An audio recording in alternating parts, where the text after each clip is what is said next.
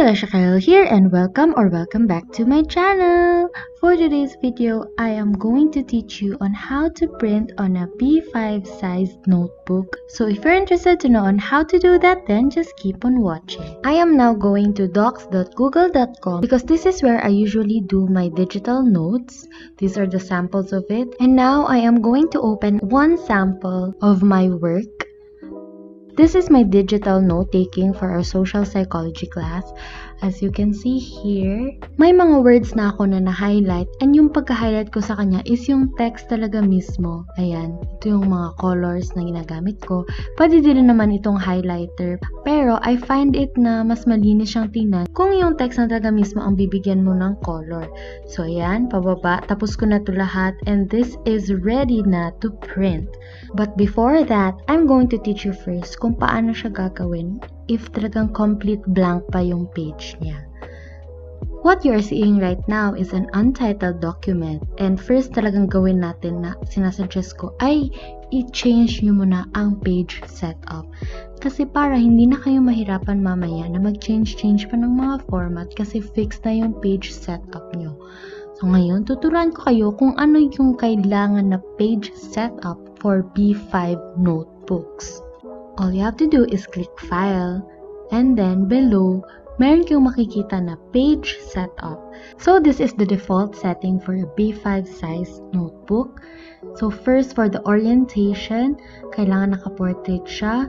And then, yung paper size is of course nasa B5. For the paper color naman, pwede kayong pumili ng anything you like, but I personally love the color white.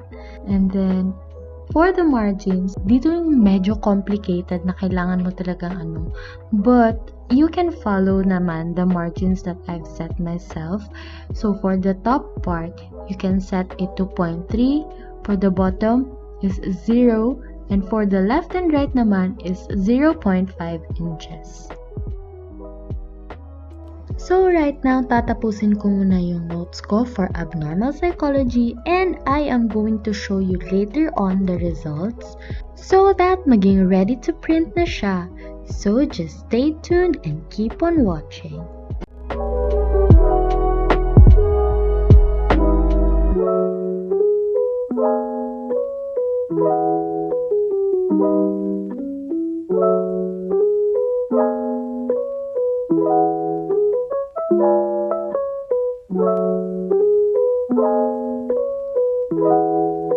Finally, natapos ko na yung notes ko.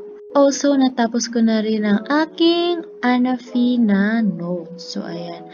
Yes, guys, as you can see my pictures, because we can do that in digital note-taking.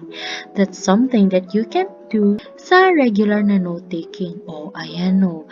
Kasali lahat yan, mga PPT ng mga teachers nyo. Kasali natin yan, mga graphs, diba? Para hindi ka na mag-drawing ng graphs.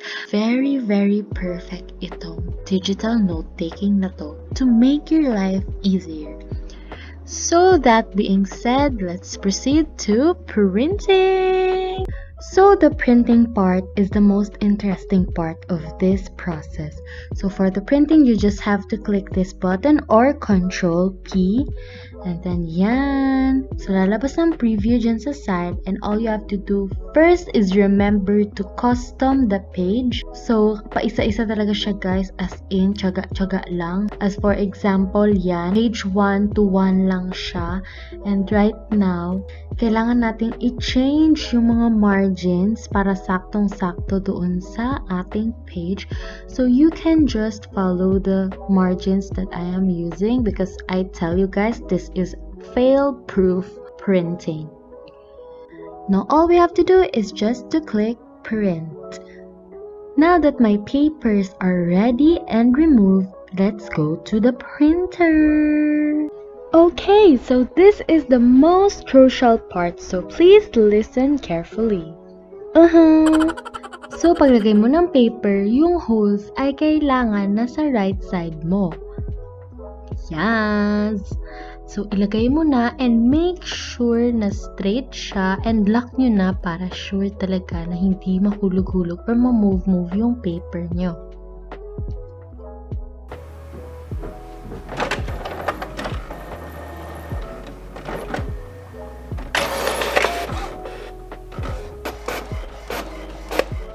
Ayan na siya! Bongga, diba? Sobrang linis. So, para makatipid tayo sa pages, let's print it back to back. All you have to do is flip the paper and then make sure that the holes of the paper ay nasa left side mo na. Now, let's put it back to the printer and we're ready to go! And there you have it! Congratulations! You now know on how to print on a B5 size notebook. All you have to do is to repeat each and every step and you're good to go.